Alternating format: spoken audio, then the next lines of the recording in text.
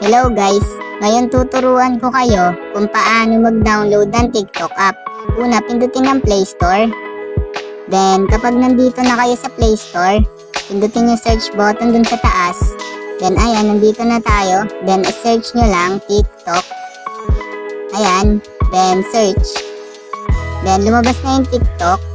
Pindutin nyo lang yung TikTok. Pindutin nyo lang yung TikTok. Then, kapag nandito na kayo,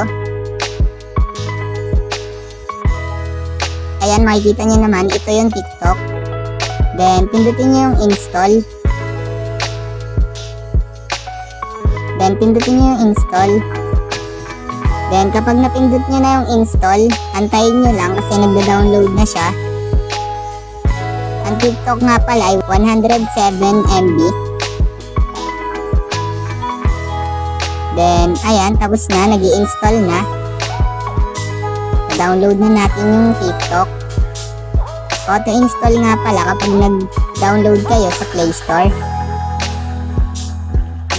Then, ayan.